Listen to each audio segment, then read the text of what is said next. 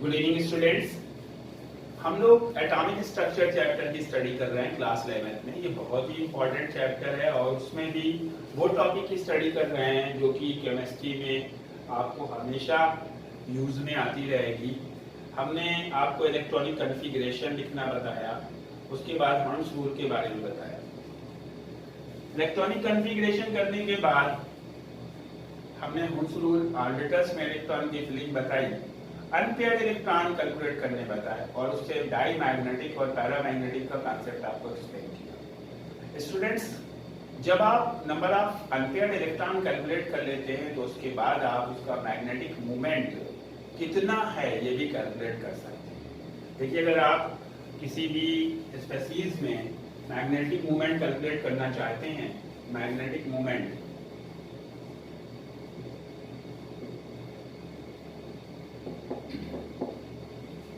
mu is equals to under root n plus 2। ये formula है आपका, जहाँ पे n आपके अनपेयर्ड इलेक्ट्रॉन्स हैं। जितने भी अनपेयर्ड इलेक्ट्रॉन्स हैं उसके अकॉर्डिंग आप उसका मैग्नेटिक मूवमेंट कैलकुलेट कर सकते हैं और इसका यूनिट होगा बोर मैग्नेटॉन।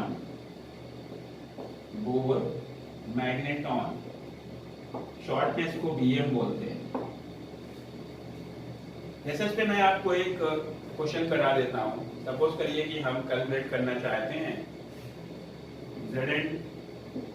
Zn30 का मैग्नेटिक मूवमेंट, Zn30। तो हम सबसे पहले तो इसका इलेक्ट्रॉनिक कॉन्फ़िगरेशन करेंगे। 30 के पहले हमारा इलेक्ट्रॉनिक कॉन्फ़िगरेशन में Ar आएगा। नोबल गैस कॉन्फ़िगरेशन के अकॉर्डिंग ये 18 हो गया और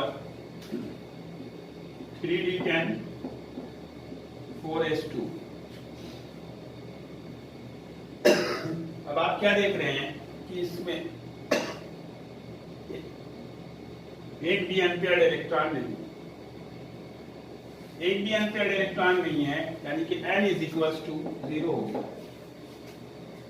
जब n इज इक्वल्स टू 0 हो गया तो ऑटोमेटिकली आप कह सकते हैं कि ये डाईमैग्नेटिक है सब्सटेंस और इसका हम मैग्नेटिक मूवमेंट कैलकुलेट करेंगे तो mu is equals to under root 0 into 0 plus 2, that will be 0। Diamagnetic होगा तो उसका मैग्नेटिक मूवमेंट 0 आएगा। दूसरा हम आपको एग्जांपल दे रहे हैं। सपोज कीजिए हम Mn प्लस 3 का कैलकुलेट करना चाहते हैं मैग्नेटिक मूवमेंट। तो पहले तो हमें Mn का इलेक्ट्रॉनिक कॉन्फ़िगरेशन करना पड़ेगा। Mn25 Ar 3d5 4s2 और फिर आपको इसमें से 3 इलेक्ट्रॉन निकालने पड़ेंगे क्योंकि इस पे 3 चार्ज है। तो Mn plus 3 is equal to Ar, 2 electrons ये निकल जाएंगे, 1 इलेक्ट्रॉन ये निकल जाएगा, 3d4 4s0। अब इसमें हम अगर अनपेयर्ड इलेक्ट्रॉन कैलकुलेट करें तो d ऑर्बिटल को बना लें आप 1 2 3 4। नंबर ऑफ अनपेयर्ड इलेक्ट्रॉन हो गए 4, n की वैल्यू आ गई 4। तो mu is equals to under root 4 plus 2, that's mean under root 4 into 6 under root 24 Bohr magneton. Okay students, अब आपको देखिए करना है क्वेश्चन को, और देखिए मैं आप लोग को क्वेश्चन देता हूँ बीच बीच में इसलिए कि आप उसको प्रॉपर करें और उसको सेंड करें। कोई डाउट हो तो पूछें। जब तक आप प्रैक्टिस नहीं करेंगे जब तो आपको सक्सेस नहीं मिल पाएगा। आप सोचते हैं वीडियो देख ली मैंने, बस आपके लिए क्वेश्चन दे रहा हूँ मैं। CO+3 का मैग्नेटिक मूवमेंट आपको कैलकुलेट करना है। मैग्नेटिक मूवमेंट CO+3 और Fe+2 का कैलकुलेट करना है मैग्नेटिक मूवमेंट। इसको करके आपको सेंड करना है हमको। लेकिन नेक्स्ट टॉपिक जो आपका आ रहा है सामने वो बहुत ही ज्यादा इंपॉर्टेंट है।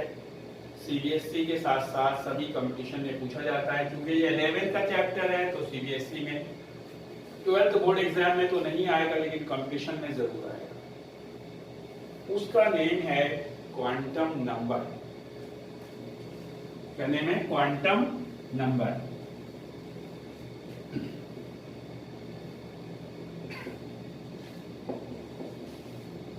क्वांटम नंबर, क्वांटम मॉडल के अकॉर्डिंग किसी भी एटम में इलेक्ट्रॉन की लोकेशन, पोजीशन, शेल, सबशेल की एग्जैक्ट इंफॉर्मेशन क्वांटम नंबर के थ्रू दी जाती है। क्वांटम नंबर को अगर डिफाइन करें तो quantum number is the numbers by which any electron moving in any atom can be represented, their shell, subshell, orbital and their spin also. On the basis of these, quantum numbers are classified into 4 types. अलग अलग चीजें electron की indicate करने के लिए अलग अलग quantum number का यूज किया जाता है और वो 4 टाइप्स की क्वांटम नंबर्स मानी जाती है। उसमें फर्स्ट पहली जो क्वांटम नंबर है उसे हम प्रिंसिपल क्वांटम नंबर बोलते हैं। Principal quantum number, this is the first one. Second, azimuthal quantum number. इसके दूसरे नेम भी हो सकते हैं लेकिन ये ऐसे नेम है जो सब जगह यूज किए जाते हैं। Azimuthal quantum number. Number 3, magnetic quantum number. Magnetic quantum number. And number 4, spin quantum number. Spin quantum number. ये 4 क्वांटम नंबर्स हैं, इनके सिंबल्स हैं। प्रिंसिपल क्वांटम नंबर को हमेशा n से इंडिकेट करते हैं, small n। Azimuthal quantum number को हम L से इंडिकेट करते हैं। मैग्नेटिक क्वांटम नंबर M से और स्पिन क्वांटम नंबर को S से। एक एक क्वांटम नंबर की वैल्यू बहुत ज्यादा है और बहुत डिटेल में इसको आपको पढ़ना है। देखिए, पहली जो क्वांटम नंबर है जिसे हम प्रिंसिपल क्वांटम नंबर बोलते हैं, ये किसकी इंफॉर्मेशन देती है? क्वांटम नंबर्स किसी भी इलेक्ट्रॉन के बारे में इंफॉर्मेशन देती है कि इलेक्ट्रॉन्स कौन से शेल में, कौन से सबशेल में और किस तरह से मूव कर रहा है। ये सारी बातें क्वांटम नंबर्स के थ्रू बताई जाती है। एक तरह से केमिस्ट्री की कोडिंग है जो कि सिर्फ केमिस्ट्री पढ़ने वाला ही जान सकता है कि इसका मीनिंग क्या है। कोई क्या जानेगा कि इसका मीनिंग क्या है एल की, वो भी नंबर्स के फॉर्म में लिखा होता है। पहली जो क्वांटम नंबर है जिसे हम प्रिंसिपल क्वांटम नंबर बोलते हैं, ये इलेक्ट्रॉन की शेल के बारे में इंफॉर्मेशन देती है कि इलेक्ट्रॉन कौन सी शेल में मूव कर रहा है। बोर्ड्स के अकॉर्डिंग फर्स्ट शेल को हम के बोलते हैं, second shell L, third shell M, fourth shell N and so on। यानी शेल बोले, एनर्जी लेवल बोले, ऑर्बिट बोले, first, second, third, fourth, fifth, six ऐसे हो सकते हैं। अगर इलेक्ट्रॉन फर्स्ट शेल में मूव कर रहा है तो उसकी वैल्यू 1 होगी, सेकेंड शेल में मूव कर रहा है तो उसकी वैल्यू 2 होगी। दैट्स मीन जिस शेल में इलेक्ट्रॉन मूव कर रहा है उसकी वैल्यू इंडिकेट करी जाएगी n के इक्वल लिखिए। सपोज कीजिए अगर n की जगह लिखा हुआ है n इज इक्वल टू 4, इसका मीनिंग है कि इलेक्ट्रॉन फोर्थ शेल में मूव कर रहा है, फोर्थ शेल में मूव कर रहा है। शेल सबसे कम कितनी हो सकती है?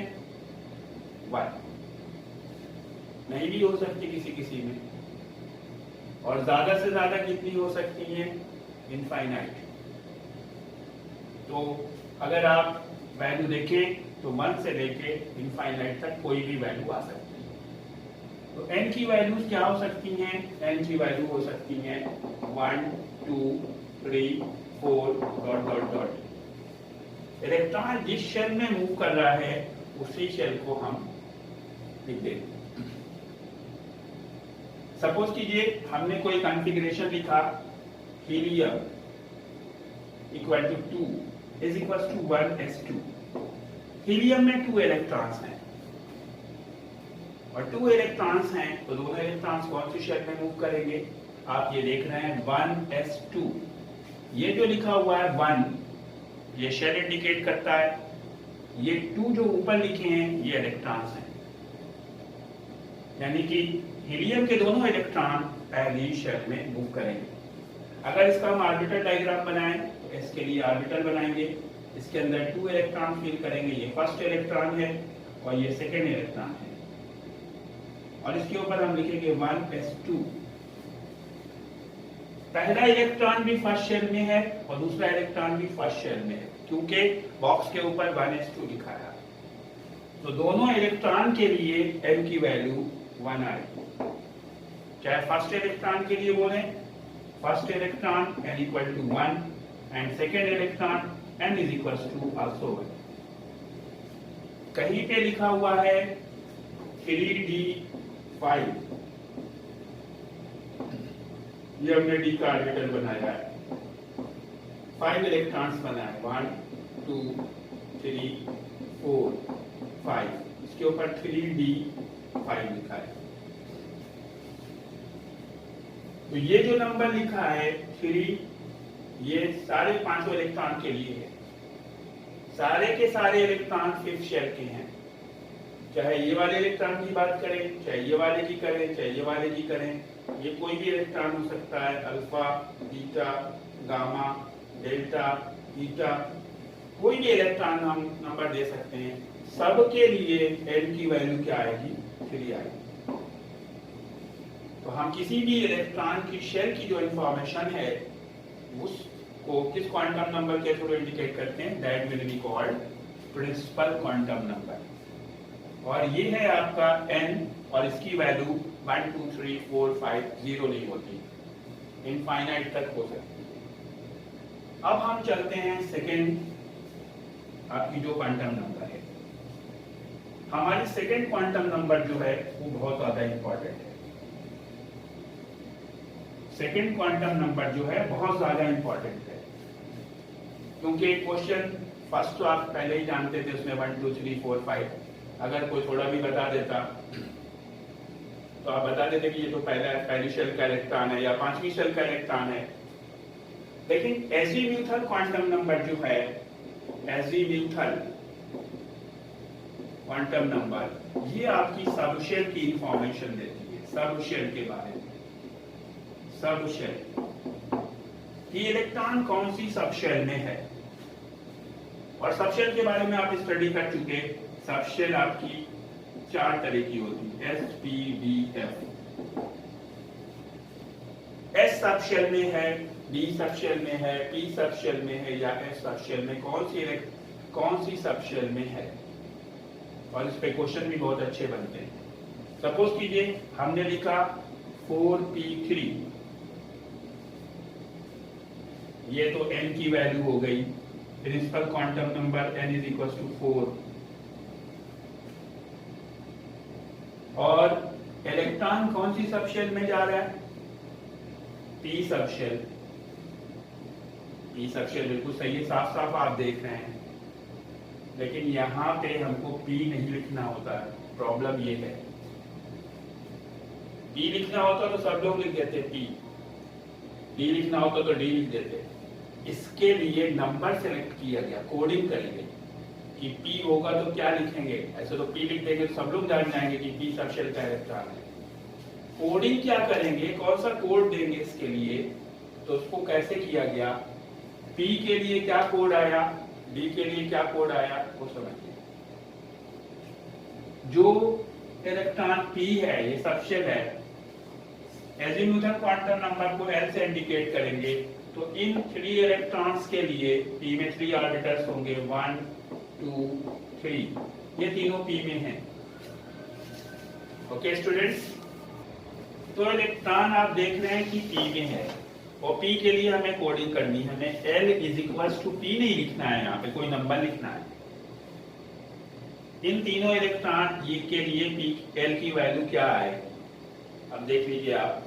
अगर S में है तो L इज इक्वल टू 0 लिखा जाएगा, P में है तो L इज इक्वल टू 1 लिखा जाएगा, D में है L इज इक्वल टू 2 लिखा जाएगा, F में है L इज इक्वल टू 3 लिखा जाएगा। ये तो आप याद कर लीजिए। S में अगर इलेक्ट्रॉन जा रहा है तो L is equal to 0, P में जा रहा है L इज इक्वल टू 1। अब ये तीनों इलेक्ट्रॉन चाहे ये वाला लें, चाहे ये वाला लें या ये वाला लें, सब के लिए L की वैल्यू 1 आएगी। हमने दो क्वांटम नंबर सीखी यहाँ पे, n इज इक्वल टू 4 इस वाले के लिए, 4p3 के लिए, और L इज इक्वल टू 1। और अब आपको जैसे बताना है, एक और एग्जांपल मैं दे रहा हूँ पहले आपको, उसमें आपको दोनों ही क्वांटम नंबर बतानी पड़ेगी। जैसे हमने लिखा 3d6, अब d में इलेक्ट्रॉन है, n की वैल्यू हो गई 3, ये 3 है, और L की वैल्यू हो गई 2, d के लिए 2। फिर से बता दें, L की वैल्यू S के लिए 0, L की वैल्यू फॉर S, P के लिए L की वैल्यू 1, D के लिए L की वैल्यू 2, एंड F के लिए L की वैल्यू 3। ये तो हमने ये बता दिया आपको कि ऐसे निकाले। अब जैसे हम कंडीशन लगा के क्वेश्चन दे रहे हैं, find the value of N and L for last electron of Na11। Na11 के लास्ट इलेक्ट्रॉन के लिए N और L की वैल्यू बताइए। तो पहले तो हमें Na11 का इलेक्ट्रॉनिक कॉन्फ़िगरेशन करना पड़ेगा। Na11 चाहे 1s2 2s2 करके कर लीजिए, 2p6 3s1, या नोबल गैस कॉन्फ़िगरेशन कर लीजिए। आपका लास्ट इलेक्ट्रॉन ये वाला इलेक्ट्रॉन हुआ 3s1, इसका आपने बॉक्स बना दिया, ये एक इलेक्ट्रॉन हो गया। यहाँ पे क्या लिखा है 3, n इज इक्वल टू 3, और ये कौन सी सबशेल आ रही S, तो S के लिए L की वैल्यू कितनी हुई 0, यानी लास्ट इलेक्ट्रॉन के लिए N और L की वैल्यू कितनी होगी, L की हो गई 3 और L इज इक्वल टू 0। अब फिर से देखिए L की कितनी वैल्यूज हो सकती है, एक तो कौन कौन सी वैल्यूज हो सकती हैं और कितनी वैल्यूज हो सकती हैं। L की वैल्यूज कौन कौन सी हो सकती हैं, L की वैल्यू हो सकती है 0 1 2 3, ये तो वो नंबर है, कोडिंग है जो कि दिए जाएंगे S के लिए, P के लिए, D के लिए, F के लिए। L की कौन कौन सी वैल्यू हो सकती हैं, तो हमेशा आंसर आएगा 0 1 2 3, यही पॉसिबल वैल्यूज हैं। अब कितनी वैल्यूज हो सकती हैं, जैसे अगर ये इनमें से कोई दो वैल्यूज आ रही हैं तो हम लिखेंगे 2, जैसे कहीं पे आया 0 और 1, तो कितनी वैल्यूज हुई, एक 0 हुई, एक 1 हुई, दैट्स मीन टोटल वैल्यूज 2 हो गई, टोटल वैल्यूज 2 हो गई। अगर 3 वैल्यूज आ रही हैं तो 3 हो गई। तो टोटल वैल्यूज ऑफ L कैसे कैलकुलेट करी जाएगी, total values of L is equal to 0 to n-1, ये तो 0 to n-1 ये वैल्यूज होंगी, is equal to n। Suppose कीजिए हमने बोला n इज इक्वल टू 4, तो n इज इक्वल टू 4 का मतलब 4 वैल्यू L की भी होंगी। If n is equal to 4, so total values of L is equal to 4। लेकिन कौन कौन सी वैल्यू होंगी वो आप निकालेंगे। Values of L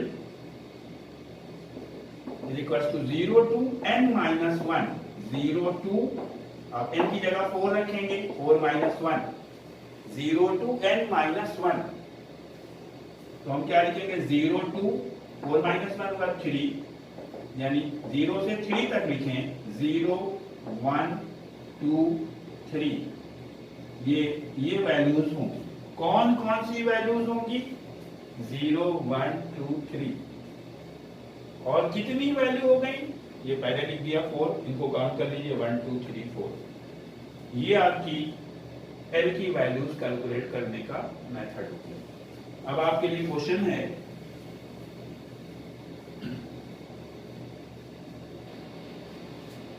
if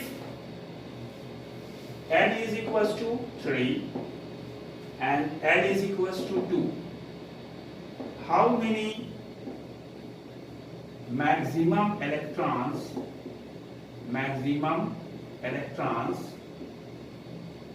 are possible? अगर कहीं पे लिखा है n is equals to 3 और n is equals to 2, तो ज्यादा से ज्यादा कितने इलेक्ट्रॉन हो सकते हैं उस एटम में? तो हम क्या करेंगे? n is equals to 3, n equal to 2 means d, यानी 3d। अब 3d का मीनिंग ये है कि हम 3d पे 10 लिख सकते हैं, d के ऊपर 10, मैक्सिमम 10 लिख सकते हैं। उसके पहले हम, अगर पूरे एटम के बारे में पूछ रहा है कि एटम में कितने इलेक्ट्रॉन हैं, तो फिर शुरुआत से यहाँ तक का कॉन्फ़िगरेशन लिख दीजिए। या अगर सिर्फ ये कह रहा है कि ऐसे कितने मैक्सिमम इलेक्ट्रॉन हैं जिनकी वैल्यू n इक्वल टू 3 आए और n इज इक्वल टू 2 आए, तो n इज इक्वल टू 3 और n इज इक्वल टू 2 के लिए 10 इलेक्ट्रॉन्स आएंगे। और अगर उस एटम में टोटल इलेक्ट्रॉन पूछ रहा है, तो यहाँ से पीछे तक का कॉन्फ़िगरेशन लिख दीजिए। 1s2 2s2 2p6 3s2 3p6 4s2 3d10, और ये सारे इलेक्ट्रॉन जोड़ लीजिए। 2 2 4 2 6 10 2 12 18 20 30, और इस तरह से 30 इलेक्ट्रॉन्स हो गए। अब आपको क्वेश्चन दे रहे हैं, if n is equals to 4 and L is equals to 1, how many maximum electrons are in that atom? आज के लिए इतना सफिशिएंट है। आप इस क्वेश्चन को करेंगे और कमेंट सेक्शन में भेजेंगे। Good bye.